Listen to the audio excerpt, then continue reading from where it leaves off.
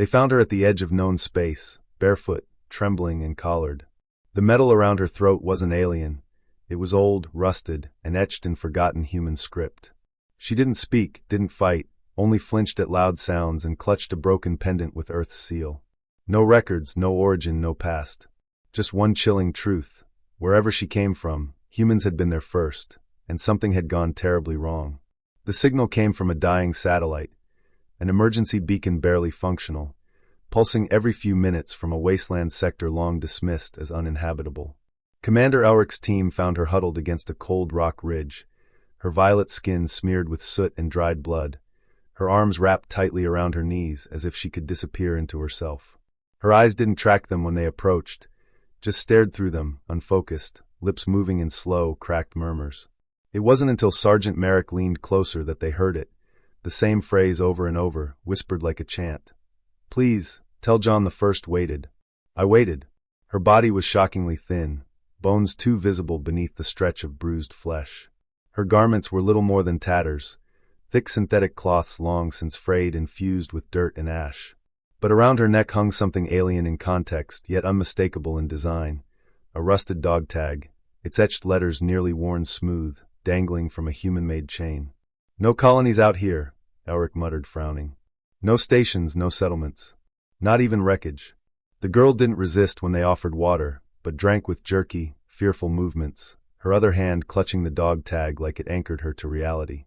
Her ears, slightly longer than a human's with soft fin-like edges, twitched at every unfamiliar sound. And her eyes, when they finally met Elric's, were haunted, wet with memory, dark with something unspoken. They scanned her for implants. None. No ID. No language chip. Her vitals were erratic, elevated heart rate, signs of starvation, but also cellular damage from prolonged exposure to heat and radiation. Yet she was alive, and still murmuring that name. "Who's John?" Merrick asked gently. Her gaze flicked to him, barely, before sliding away. A tear welled in her left eye and trembled there. That night, aboard the medical frigate, she didn't sleep. The surveillance showed her jolting upright at the softest noise, clenching her hands as if awaiting punishment.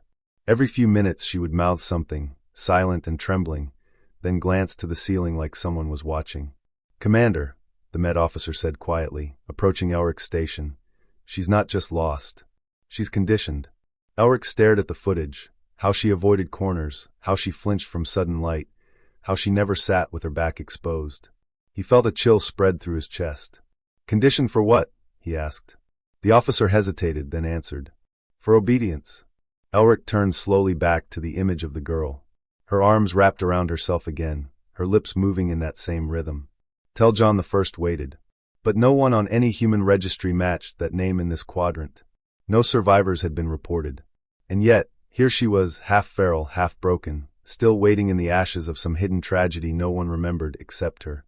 The medical frigate hummed quietly in the vast emptiness of space, as the girl sat isolated in a small, dimly lit chamber. Commander Elric watched the monitors, studying every twitch of her hands, every flicker of her haunted eyes. Sergeant Merrick stood nearby, still troubled by the enigma they'd uncovered. Late into the night, the girl finally spoke, a voice barely above a breath, cracked and uneven, as if unused to sound. "John," she whispered, tracing the faded engraving on her collar with trembling fingers. "John was my protector. Before the war came." Elric leaned in, heart pounding. "What war?" he asked carefully. She swallowed hard, eyes darting away. "The old conflict," she said, a phrase as ancient as the script on her collar. "They fought for control of this sector, for the lost worlds. Humans and others, we were caught in the fire. The war broke everything." Her story spilled out in broken fragments, words like shards of glass piecing together a forgotten past. "Our colony, hidden from the galaxy. We were scientists, trying to save a dying world. But the fleets came. They bombed us from orbit. They took the children, the women, many died screaming. I was taken prisoner." She shuddered at the memory, lips curling as if tasting ash. "John, he was one of the guards. But he was different. He spoke to me in old human, words from before the colonies. He told me of Earth's lost history, of peace long gone. He wore the same collar once, but gave it to me before he vanished in the final attack." The girl's eyes glistened with tears that finally escaped. "When the prison burned, I ran. I hid in the wastes. I waited for John. But no one came. Elric's chest tightened. The rusted collar around her neck wasn't just a relic. It was a symbol of a bond formed in war, a promise never fulfilled. The ancient script wasn't merely decoration. It was a message, hope entwined with despair. Sergeant Merrick broke the silence. If John was a guard who helped her, why hasn't anyone heard of him? Why isn't he in the records? She must come from a forgotten corner, Elric answered grimly. A secret outpost wiped off the maps. The war erased their existence. The girl's breathing grew steady, but the shadows in her eyes lingered. I don't remember much, only that John said one day someone would find me. Someone who could end the war, or at least end the waiting. Elric reached out, voice softening. You're safe now. We'll help you find that someone. Her gaze locked onto his, fragile but fierce. I don't want to be forgotten, or lost. The collar's faint glow pulsed once, then dimmed, an echo of a past battle still alive in the metal. And as the stars outside shimmered in the void, a new mission was born, to unravel the secrets buried in her silence and the ancient script etched on the collar, before the war's shadow could claim her again. Days passed aboard the frigate, and slowly, the girl's trembling began to fade. The constant hum of machinery, once a menace, became a strange comfort. Commander Elric spent long hours by her side, not as a soldier, but as a guardian. His presence was steady, a quiet promise that the horrors she'd endured would not define her future.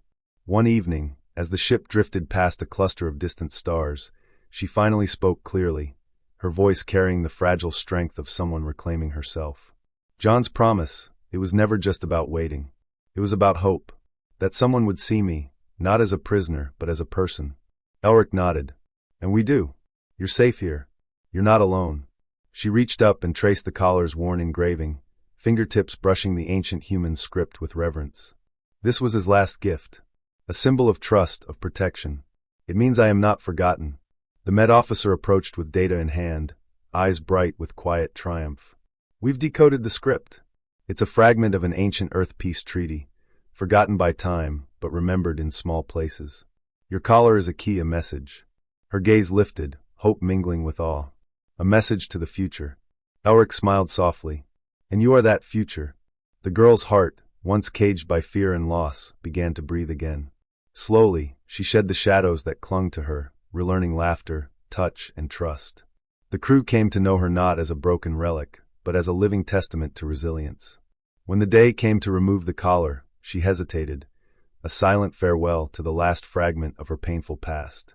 Elric held her hand gently. It's your choice. With a deep breath, she touched the cool metal one last time. I am ready. The clasp clicked open, and the collar fell away, no longer a shackle, but a symbol of survival. That night, beneath the stars, she whispered a quiet vow, not just to John, but to herself and the universe. I will live. I will remember. And I will help others find peace. Commander Elric stood beside her, feeling the weight of her words, and the unspoken bond they shared. In a galaxy scarred by war, this girl carried a light no enemy could extinguish. Her journey from lost prisoner to beacon of hope had begun.